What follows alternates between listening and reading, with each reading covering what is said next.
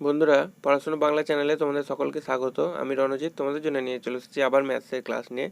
তো বন্ধুরা, আমরা এই ভিডিওতে আলোচনা করছি অষ্টম শ্রেণীর শতকরা চ্যাপ্টার নিয়ে। তো তোমরা যদি আগের চ্যাপ্টারের সমাধানগুলো না দেখে থাকো বন্ধুরা, তো নিচে ডেসক্রিপশানে বা চ্যানেলের প্লেলিস্টে গিয়ে আগের যে ম্যাথস আছে তার সেই চ্যাপ্টারের সমাধানগুলো তোমরা দেখতে পারো। আজকে আমরা পার্ট 2 শতকরা নিয়ে আলোচনা করব। তো বন্ধুরা, পার্ট 1-এ আমরা কষে দেখি 11-র 1 থেকে এই যে এতটা পর্যন্ত 7 পর্যন্ত এই অঙ্কগুলো এতটা পর্যন্ত কমপ্লিট করেছিলাম। আজকে আমরা পার্ট 2-তে একদম 8 থেকে বাকি যে অঙ্কগুলো আছে সেগুলো নিয়ে আলোচনা করব। তো চলো এক এক করে অঙ্কগুলো দেখে নেবো কীভাবে করব। তো প্রথম অঙ্ক দেখো, 8-এরটা আমি ফার্স্টে পড়ে নিয়ে দিয়ে আমরা অঙ্ক শুরু করব। কী বলেছে, সাধারণত বায়ুতে নাইট্রোজেন, অক্সিজেন ও কার্বন ডাইঅক্সাইড গ্যাসের পরিমাণ যথাক্রমে 75.6%, 23.04% এবং 1.36%। 25 লিটার বায়ুতে কোন গ্যাস কতটুকু আছে আমাদেরকে বের করতে হবে। খুব সোজা অঙ্ক, একদম আমরা সোজা করে দেখে নেবো কীভাবে হবে। চলো, তো তোমরা খাতা পেন নিয়ে রেডি হয়ে যাও বন্ধুরা। আমরা এক এক করে অঙ্কগুলো দেখে নেবো কীভাবে হবে। তোমরা কিন্তু খাতা পেন নিয়ে আমার মতো অঙ্কগুলো করো, তাহলে কিন্তু তোমরা ভালোভাবে বুঝতে পারবে। নাহলে কিন্তু শুধু দেখলে হবে না, অঙ্কটা তোমাদেরকে খাতাতেও কিন্তু করতে হবে। তো চলো আমরা দেখে নেবো এবার কীভাবে করব। তো আমরা করছি 8-এর অঙ্কটা। আমরা কি লিখবো, একদম ডাইরেক্ট লিখছি দেখো। তাহলে আমরা লিখবো যে 100 লিটার বায়ুতে, একদম ঐকিক নিয়ম যেভাবে করে সেভাবে করছি। 100 লিটার বায়ুতে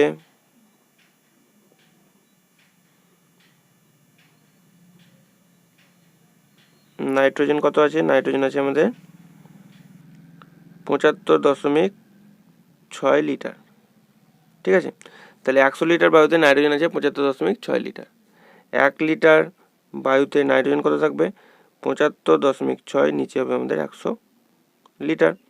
বেশ, 25 লিটার বায়ুতে আমাদের জানতে চেয়েছে যে নাইট্রোজেনের পরিমাণ কত। তাহলে 25 লিটার বায়ুতে নাইট্রোজেন কতটা থাকবে, 75.6, নিচে আমাদের 100। আচ্ছা, 25টা আমরা এখানে চলে আসবে। কাটাকাটি যদি করি তাহলে দেখো 25কে এটা দিয়ে করলে 4 হচ্ছে। এটাকে আমরা যদি করি তাহলে পুরোপুরি কি মিলছে আমরা দেখে নেবো, মিলছে কি, মনে হয় মিলে যাবে। আমরা দেখে নিই, এটা কাটাকাটি হচ্ছে 4 একে 4, তাহলে কত হচ্ছে 35, এখানে হচ্ছে 4 8 32, 4 8 32, এখানে দশমিক দিতে হবে তারপরে। তাহলে এখানে 36 থাকছে, 4 9 হচ্ছে 36, তাহলে আমাদের হচ্ছে 18.9। ঠিক আছে, না পারলে তোমরা ভাগটা কিন্তু রাফে করে নেবে। তাহলে আমাদের 25 লিটার বায়ুতে নাইট্রোজেন কতটা আছে দেখো, বেরিয়ে গেল 18.9 লিটার। আমরা লিখে নেবো, না লিখলেও হবে। তাহলে আমাদের এটাই বেরিয়ে গেল এত লিটার। বেশ, এটা হয়ে গেল একটা। নেক্সট আমাদের অক্সিজেন বের করতে হবে। আমরা অক্সিজেন বের করাটা দেখে নেবো, একইভাবে করব। তাহলে অক্সিজেনের ক্ষেত্রে আমরা একইভাবে করব। কি লিখবো, যে 100 লিটার বায়ুতে 100 লিটার বায়ুতে অক্সিজেন কতটা আছে। আচ্ছা, এটা আছে আমাদের দেখো 23.04 এত লিটার। 1 লিটার বায়ুতে অক্সিজেন কতটা থাকবে, 23.04, নিচে হবে আমাদের 100 এত লিটার। আমাদের জানতে চাইছে 25 লিটার বায়ুতে, 25 লিটার বায়ুতে অক্সিজেন কতটা থাকবে, 23.04, নিচে আমাদের 100 আর গুণিত 25 এখানে হয়ে যাবে। কাটাকাটি করলে দেখো 4 দিয়ে এটা কাটছে কি দেখছি আমরা, হ্যাঁ 4 দিয়ে কেটে যাবে। দেখো 4 5 20, 4 5 20 হলো। তারপরে আমাদের দশমিক দিতে হবে, 30 আছে, তাহলে 4 7 28, 24, 4 6 24, তাহলে আমাদের আসছে দেখো 5.76 লিটার। ঠিক আছে, তাহলে 25 লিটার বায়ুতে অক্সিজেন আমাদের আছে 5.76 লিটার। আশা করছি তোমাদের বোঝা গেছে। নেক্সট আমাদের কার্বন ডাইঅক্সাইডটা একইভাবে বের করবো। চলো, তাহলে আমরা কার্বন ডাইঅক্সাইডটা একইভাবে বের করবো, যে 100 লিটার বায়ুতে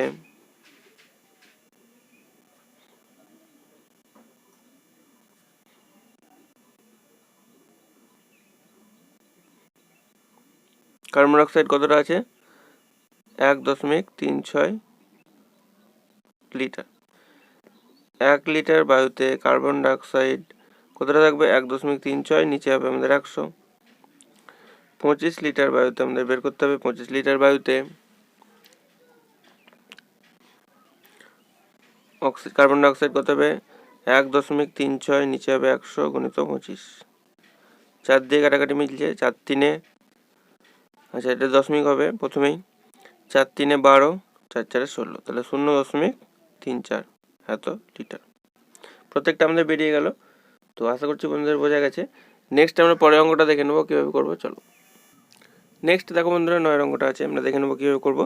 তৃষ্ণা মিলন দাদার বইয়ের দোকান থেকে একটি বই কিনলো। মিলন দাদার বইয়ের উপর লেখা দামের উপর পর্যায়ক্রমে পরপর 10% ও 5% ছাড় দিলেন। বইটির ওপর লেখা দাম যদি 200 টাকা হয় তাহলে তৃষা মিলন দাদাকে কত টাকা দিল আমরা হিসাব করে দেখে নেবো।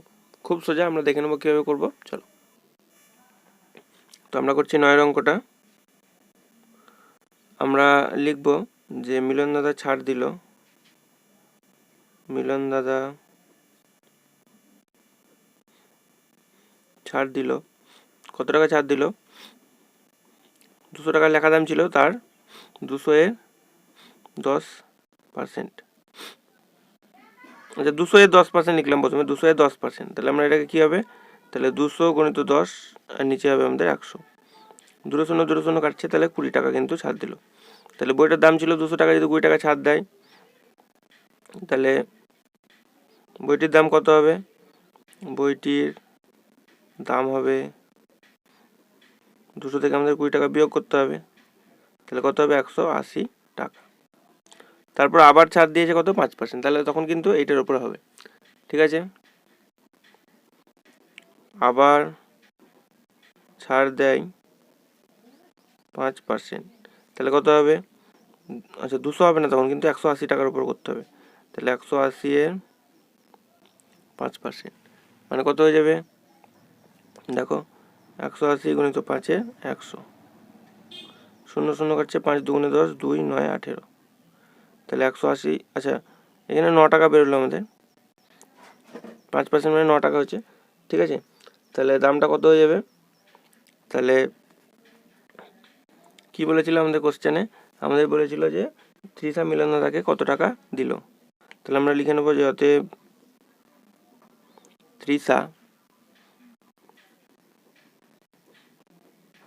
মিলন দাদাকে 180 মাইনাস 9, তাহলে কত হবে 171 টাকা, 171 টাকা দেবে কিন্তু, ঠিক আছে। তাহলে এটা হয়ে যাবে আমাদের কিন্তু উত্তর। তাহলে বইটি অ্যাকচুয়াল দাম ছিল কত, মানে লেখা দাম ছিল 200 টাকা, কিন্তু তৃষা মিলন দাদাকে কত টাকা দেবে, প্রথমে 10% ছাড় দিয়েছে, প্রথমে 10% ছাড় দিলে 180 টাকা হয়, তারপর আবার 5% ছাড় দিয়েছে, তাহলে হবে 9 টাকা, 5% মানে 9 টাকা হচ্ছে, তাহলে তৃষা মিলন দাদাকে কিন্তু 171 টাকা দেবে। আশা করছি তোমাদের বোঝা গেছে। নেক্সট পরের অঙ্কটা আমরা দেখে নেবো, চলো। নেক্সট আমাদের 10 অঙ্কটা আছে, আমরা পড়ে নেবো। ফার্স্টে কী বলেছে দেখো, একটি বর্গক্ষেত্রের প্রতিটি বাহুর দৈর্ঘ্য হচ্ছে 10% বাড়ালাম, ওই বর্গক্ষেত্রের ক্ষেত্রফল শতকরা কত বাড়লো ত্রৈমাসিক পদ্ধতিতে হিসাব করে দেখি। আমরা ত্রৈমাসিক পদ্ধতিতে হিসাব করবো, এটা দেখে নেবো দিয়ে। বেশ, তাহলে আমরা ফার্স্টে কী করবো, ফার্স্টে ক্ষেত্রফল, এটা আমরা করছি 10 অঙ্কটা। আমরা বাহুর দৈর্ঘ্য ধরে নেবো, যে ধরিলাম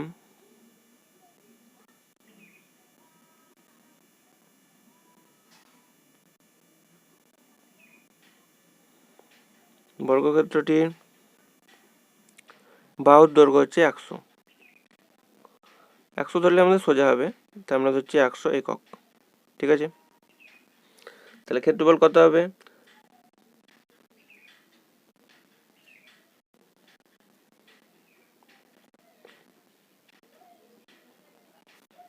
100 গুণিত 100, তাহলে 1 এর পরে 1 2 3 4টে শূন্য, এত 10,000 বর্গ একক হয়ে যাবে। এবার কি বলেছে, এবার বলেছে ক্ষেত্রফল, আচ্ছা বাহুর দৈর্ঘ্য 10% বাড়ানো হলো, তাহলে 10% বাড়লে বাহুর দৈর্ঘ্য হবে, 10% বাড়ালে বাহুর দৈর্ঘ্য হবে, বাহুর দৈর্ঘ্য কত হবে, 110 একক, ঠিক আছে। তাহলে এখন ক্ষেত্রফল কত হবে, এখন ক্ষেত্রফল কি হবে, আমরা এবার কি করব, দেখো এখন আমাদের বাহুর দৈর্ঘ্য কত, 110, তাহলে হবে 110 গুণিত 110, তাহলে গুণ করলে 11 11 121, 2 0 এত বর্গ একক হয়ে যাবে আমাদের, ঠিক আছে, এবার আমরা আমাদের দেখো ত্রৈরাশিক পদ্ধতি আছে যেহেতু বের করতে বলেছিল, তাহলে ক্ষেত্রফল বাড়লো কতটা আমরা দেখে নেব। ক্ষেত্রফল বৃদ্ধি বা বাড়লো তোমরা লিখতে পারো। তাহলে এখন হয়েছে আমাদের দেখো 12,100 আর আগে ছিল আমাদের 10,000, তাহলে কতটা বাড়লো 2100 বর্গ একক, কিন্তু আমাদের ক্ষেত্রফল কি হয়েছে বেড়ে গেছে। ঠিক আছে, তাহলে আমরা দুটো ছক করে নেব। একদিকে লিখবো ক্ষেত্রফল ছিল, আরেকদিকে কি লিখবো ক্ষেত্রফল বাড়লো।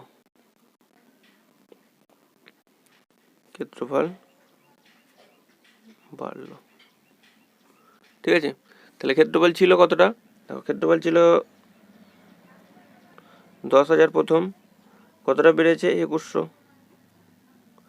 ক্ষেত্রফল যদি 100 হয় তাহলে 100তে কত বাড়বে আমাদের এখানে বের করতে হবে। তাহলে দেখো এটা কি হবে, এটা কমলে এটাও কমবে, ক্ষেত্রফল যেটা ছিল সেটা যদি কমে যায় তাহলে ক্ষেত্রফল যেটা বাড়লো সেটাও কিন্তু আমাদের কমে যাবে। তাহলে এটা সরল সম্পর্কে আছে, তাহলে আমরা লিখব ইহা সরল সম্পর্কে আছে। বেশ, ঐকিক নিয়মে করলে কি করব আমরা, দেখো 10,000-এ এত বর্গ এককে ক্ষেত্রফল বাড়লো, আমরা লিখবো এত এককে ক্ষেত্রফল বাড়লো হচ্ছে 2100 বর্গ একক। বর্গ একক আসছে না বলে আমরা বয়ে লিখে দিলাম এখানে। ঠিক আছে, তাহলে দেখো ভালো করে আমি বলি যে 10,000 বর্গ একক ক্ষেত্রফল বাড়লো 2100 বর্গ একক, 1 বর্গ এককের ক্ষেত্রফল বাড়লো কত হবে 2100, নিচে হবে আমাদের 10,000 বর্গ একক। বেশ, এখানে যদি 100 থাকে তাহলে আমরা কি করব, 100 বর্গ একক ক্ষেত্রফল বাড়বে কত হবে 2100, নিচে হবে 10,000 আর উপরে হবে 100। তাহলে দেখো 1 2 3 4টে শূন্য, এখানে 1 2 3 4টে শূন্য কেটে যাচ্ছে, তাহলে উপরে থাকছে 21%, 21% হয়ে যাবে। 21 বর্গ একক, ধরো 21 বর্গ একক হলো, পার্সেন্ট এখন করছি না, দেখো 21 বর্গ একক হলো তো। বেশ, তাহলে ক্ষেত্রফল শতকরা কত পারবে, শতকরা লিখলে আমরা পার্সেন্টেজ দেবো তখন। শতকরা লিখলে তাহলে ক্ষেত্রফল, শতকরা যদি না লিখি তখন আমাদের পার্সেন্টেজ দিতে হবে, শতকরা লিখলে তাহলে অতএব আমরা লিখে দেবো যে অতএব ক্ষেত্রফল বাড়লো কত বেড়েছে 21%। আমরা যেহেতু শতকরা লিখছি না তাই 21% হয়ে যাবে তখন। ঠিক আছে, আশা করছি বোঝাতে পেরেছি বন্ধুদের। নেক্সট পরের অঙ্কটা আমরা দেখে নেবো কী আছে, চলো। নেক্সট দেখো বন্ধুরা, আমরা 11 অঙ্কটা করবো। সময় মতো বিদ্যুতের বিল জমা দিলে 15% ছাড় পাওয়া যায়। সময় মতো বিল দিয়ে আমার কাকিমা 54 টাকা ছাড় পেলেন, তাহলে বিদ্যুতের বিলের পরিমাণ কত টাকা ছিল আমরা হিসাব করবো। ত্রৈরাশিক পদ্ধতি দিয়ে আমরা এটা করে নেবো, চলো। তাহলে আমরা করছি, দেখো বন্ধুরা আমরা করছি 11 অঙ্কটা। আমরা দুটো ছক করে নেবো এক্ষেত্রেও। প্রথমে লিখবো ছাড়, আর এখানে লিখবো বিদ্যুৎ প্রকৃত বিল। তাহলে যখন ছাড় দেয় দেখো 15 টাকা, তখন বিল 100 টাকা আমরা ধরছি, শতকরা যেহেতু 100 টাকা। যখন 54 টাকা ছাড় দেয় তখন প্রকৃত বিল আমাদেরকে বের করতে হবে। তাহলে ছাড়ের সঙ্গে বিলের কী হবে, প্রকৃত সরল সম্পর্ক হবে। তাহলে আমরা লিখবো ইহা সরল সম্পর্কে আছে। আমরা ঐকিক নিয়ম দিয়ে করব। তাহলে 15 টাকা ছাড়,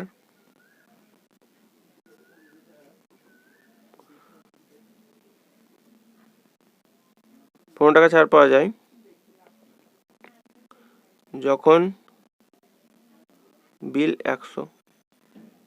ঠিক আছে, 15 টাকা ছাড় পাওয়া যায় যখন বিল হচ্ছে আমাদের 100। 1 টাকা ছাড় পাওয়া যায় যখন বিল আমরা দেখে নেবো, 100 টাকা ছাড় পাওয়া যায় কখন বিল দেখে নেবো। তাহলে 1 টাকা ছাড় পাওয়া যায় যখন বিল 100/15। বেশ, 54 টাকা ছাড় পাওয়া যায় তখন আমরা প্রকৃত বিল বের করবো। 54 টাকা ছাড় পাওয়া যায় যখন বিল 100/15 গুণিত 54। তাহলে 5 দিয়ে করলে 5 3 15, 5 20 100, 3 18 হচ্ছে 54, তাহলে 18 দুগুণে 36 মানে 360 টাকা। ঠিক আছে, তাহলে আমরা দেখো প্রকৃত বিদ্যুতের বিলের পরিমাণ কত আমরা পেয়ে গেলাম 360 টাকা। আমরা লিখে দেবো যে অতএব বিদ্যুতের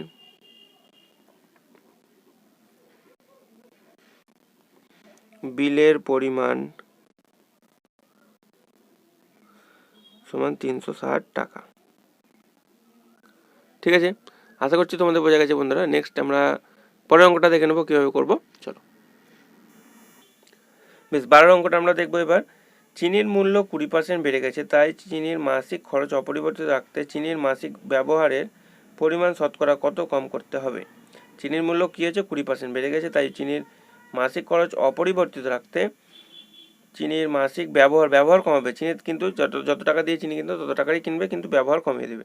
তাহলে পরিমাণ শতকরা কত কমবে। খুব ভালো অঙ্ক, তোমরা স্টার দিয়ে রাখো, এরকম অঙ্ক কিন্তু তোমাদের আসে। আমরা দেখে নেবো কীভাবে হবে। চল, তো আমরা করছি 12 অঙ্কটা। এক্ষেত্রে আমরা দুটো ছক করে নেবো, একটা হচ্ছে চিনির খরচ, আর একটা কি, আর একটা হচ্ছে চিনির পরিমাণ।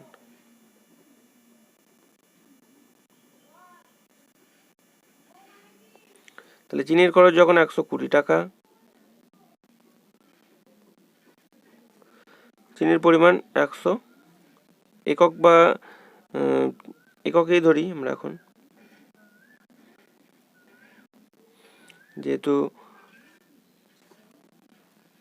এককই ধরলাম আমরা, চিনির পরিমাণে আমরা এককে ধরছি। যখন আমরা 100 টাকা হবে তখন চিনির পরিমাণ কত হবে আমরা বের করতে হবে। তাহলে এটা সরল সম্পর্কে আছে, আমরা চিনির পরিমাণ বাড়লে এটা বাড়বে। তাহলে আমরা এখানে কি লিখব, তাহলে বর্তমানে 120 টাকায় চিনি পাওয়া যায় 100 কেজি, 100 একক, কেজি নয় একক ধরবো। তাহলে 120 টাকায়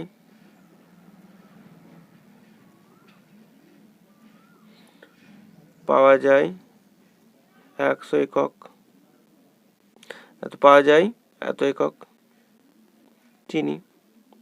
বেশ, 1 টাকায় পাওয়া যায় 100/120 একক চিনি।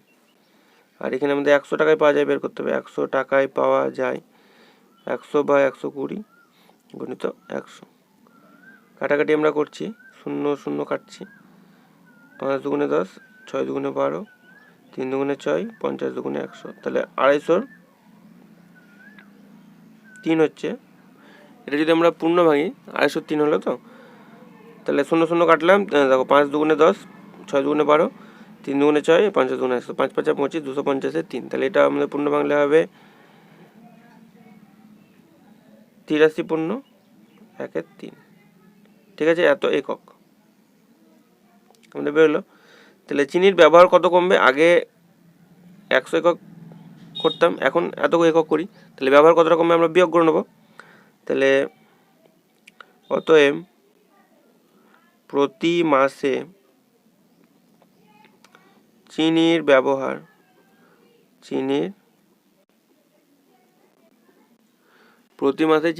কি হবে, কমবে। কতটা, তাহলে 100 থেকে আমরা এটা বিয়োগ করবো। 100 বিয়োগ 250-এর 3। তাহলে এটা কত হবে, 50-এর 3 বিয়োগ করলে।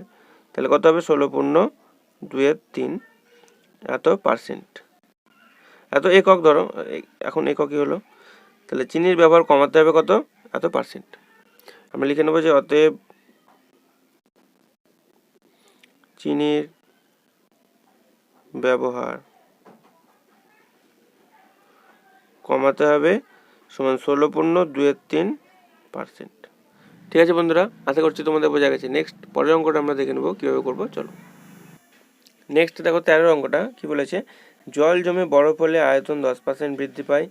এই বরফ গলে জল হলে আয়তন কত শতকরা কত হ্রাস পাবে আমরা দেখব। ঠিক আছে, তাহলে জল জমে যদি বরফ হয় তাহলে 10% আয়তন বেড়ে যায়, বরফ গলে জল হলে কত পার্সেন্ট আয়তন কমবে, হ্রাস পাবে আমরা দেখে নেব। তো আমরা করছি বন্ধুরা 13 অঙ্কটা। তাহলে আমরা কি লিখবো, ফার্স্টে আমরা দেখো লিখবো যে জল জমে বরফ হলে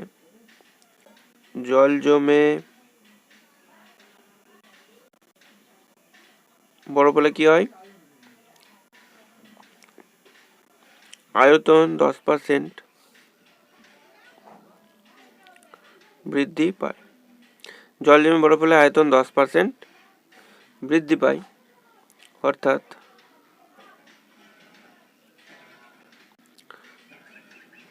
জলের আয়তন 100 হলে বরফের আয়তন কত হবে 110, বরফের আয়তন হবে কত 110 একক। ঠিক আছে, বেশ। এবার আমরা দুটো ছক করব, এটা হচ্ছে বরফের আয়তন, একটা জলের আয়তন। বরফের আয়তন আর করব জলের আয়তন। ঠিক আছে, বেশ। এবার দেখো বরফের আয়তন যখন 110, জলের আয়তন তখন 100। বরফের আয়তন যদি 100 হয় তাহলে জলের আয়তন কত হবে তখন আমরা এটা বের করব। তাহলে এটা দেখো বরফের আয়তন কমলে জলের আয়তন কমবে, সরল সম্পর্কে আছে। তাহলে আমরা কি লিখব, তাহলে কিন্তু আমরা ডাইরেক্ট বের করতে পারি। তাহলে দেখো আমরা লিখছি যে বরফের আয়তন ও জলের আয়তন, বরফের আয়তন ও জলের আয়তন সরল সম্পর্কে আছে, সরল সম্পর্কে আছে। ঠিক আছে, বেশ। এবার আমরা কি লিখব দেখো, তাহলে এখান থেকে আমরা ডাইরেক্ট জলের আয়তন বের করতে পারবো। তাহলে আমরা লিখবো যে অতএব জলের আয়তন সমান কি হবে 100 গণিত, এটা হয়ে যাবে দেখো 100 গণিত 100, নিচে হয়ে যাবে 110। ঠিক আছে, কাটাকাটি করছি আমরা, 10 100 1000, নিচে হচ্ছে 11। তাহলে আমাদের এটা হয়ে যাবে, যদি পূর্ণ ভাঙো তোমরা পেয়ে যাবা 90 পূর্ণ 10-এর 11। ঠিক আছে, তাহলে বরফের আয়তন কতটা হ্রাস পাবে, আগে ছিল দেখো, আগে কত ছিল আমাদের 100 জলের আয়তন, এখন হচ্ছে 90 পূর্ণ 10-এর 11। তাহলে কতটা হ্রাস পাচ্ছে আমরা লিখব যে অতএব জলের আয়তন হ্রাস পাবে, কতটা হ্রাস পাবে দেখো, আগে ছিল আমাদের 100 আর এখন হয়েছে 1011। 1011 লিখলে আমাদের সুবিধা হয়, তো বিয়োগ করলে দেখো এটা হবে 11,000, এই 11,000 না সরি, 11কে 100 দিয়ে করলে 1100, আর এটা হবে 1000, আর নিচে হবে আমাদের 11। তাহলে এটা কত হয়ে যাচ্ছে দেখো, 1100 থেকে 100 বাদ দিলে 100-এর 11। ঠিক আছে, তাহলে আমাদের যদি পূর্ণ ভাঙি দেখো 9 11 99 আর 1 100, তাহলে 9 পূর্ণ 1% আয়তন হ্রাস পাবে, 9 পূর্ণ 1 11%। তো আশা করছি বন্ধুদের বোঝা গেছে। তো নেক্সট অঙ্ক আমরা দেখে নেবো কি আছে, চলো। নেক্সট আমরা 14 অঙ্কটা দেখবো। দেখো কি বলেছে, উৎপলবাবু অধিক ফলনশীল ধান বীজ ব্যবহার করায় ধানের ফলন 55% বৃদ্ধি পেয়েছে, কিন্তু তার জন্য চাষের খরচ 40% বেড়েছে। আগে উৎপলবাবু তার জমিতে 1200 টাকা খরচ করে 3000 টাকার ফলন পেতেন, এখন জমিতে অধিক ফলনশীল বীজ ধান ব্যবহার করায় তার আয় কত পরিমাণ বাড়বে না কমবে আমরা হিসাব করে দেখব। আগে কি হতো, 55% ফলন 55% বৃদ্ধি পায়, কিন্তু তার জন্য খরচ কি 40%ও বেড়ে যায়। 55% বৃদ্ধি পায় ফলন, তার জন্য 40% খরচও বেড়ে যায়। তাহলে আগে কি হতো, 1200 টাকা খরচ করে 3000 টাকার ফলন পেত, এখন তার অধিক ফলনশীল ধান বীজ করে তার কি হয়েছে, যে আয় বাড়বে নাকি কমবে আমরা দেখব। চলো কীভাবে আমরা দেখে নেবো। তো আমরা করছি বন্ধুরা 14 অঙ্কটা, দুটো ছক আমরা করে নেব, যে আগে খরচ আর এখন খরচ, আগে খরচ আর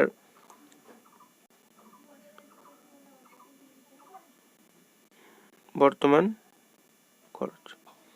আগে খরচ 100 টাকা ধরছি শতকরা, যেহেতু যখন আগে দেখো আগে 100 টাকা খরচ করে 40% খরচ বেড়েছে, তাহলে বর্তমান খরচ হয়ে গেছে ধরো 140 টাকা, টাকাতেই ধরছি আমরা এটা।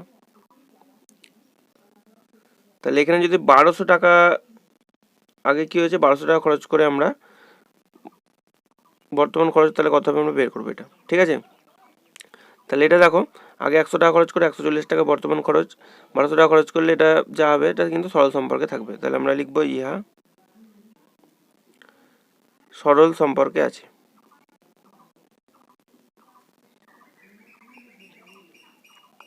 ঠিক আছে, তাহলে বর্তমান খরচ আমরা এখান থেকে বেরিয়ে যাবে, যাতে ডাইরেক্ট আমরা কিন্তু বার করতে পারবো। বর্তমান খরচ কি হয়ে যাবে 140 গণিত 1200 বাই 100, 0 0 এই 0 এই 0 কাটছে। আগে আমাদের এই 0 এই 0 কাটতে হবে, তারপরে এই 0 এই 0 কাটছে। তাহলে 12কে এটা দিয়ে আমরা যদি গুণ করি তাহলে এটা আমরা পেয়ে যাবো দেখো 1680 টাকা। ঠিক আছে বন্ধুরা, বেশ। নেক্সট কিন্তু আমাদের আরেকটা কিন্তু ছক করতে হবে আবার। তাহলে দেখো এখান থেকে আমরা পেলাম 1280 টাকা। এবার কি বলেছে যে ধানের ফলন কি হয়েছে 55% বৃদ্ধি পেয়েছে। তাহলে আমরা এটা লিখে নেব। তাহলে দেখো আমরা কি লিখব, যে ধানের ফলন 55% বৃদ্ধি পেয়েছে। অর্থাৎ কি লিখব, অর্থাৎ আগে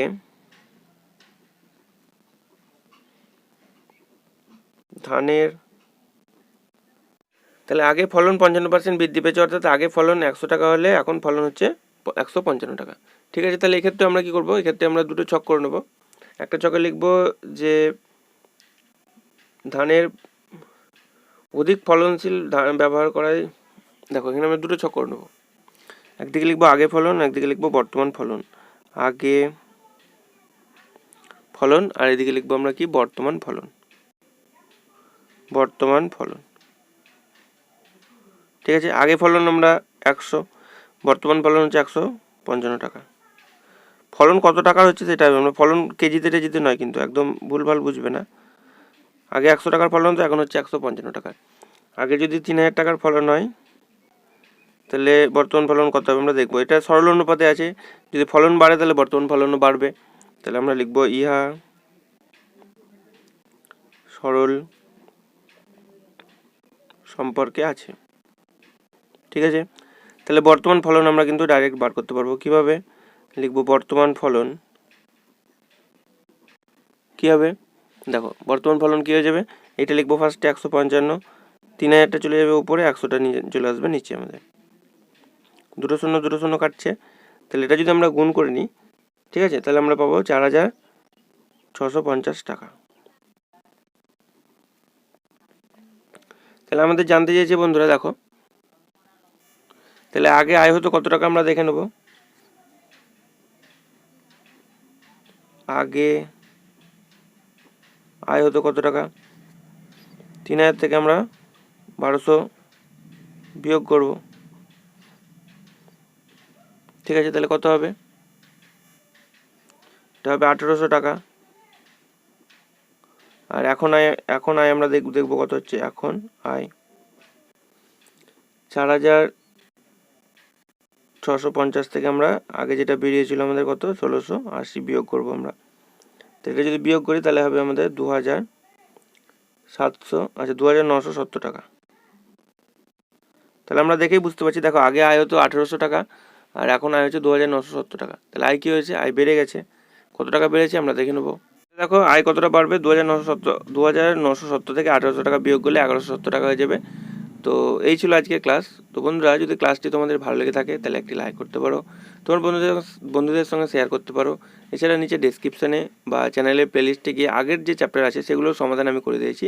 তোমরা চাইলে ডেসক্রিপশান থেকে বা চ্যানেলের প্লেলিস্ট থেকে আগের চ্যাপ্টারের সমাধানগুলো দেখতে পারো। আজকে এই ভিডিওতে এটুকুই। নেক্সট ক্লাসে বাকি যে অঙ্কগুলো আছে সেগুলো আমরা কমপ্লিট করে ফেলবো। ভিডিওটি দেখার জন্য তোমাদের অনেক ধন্যবাদ।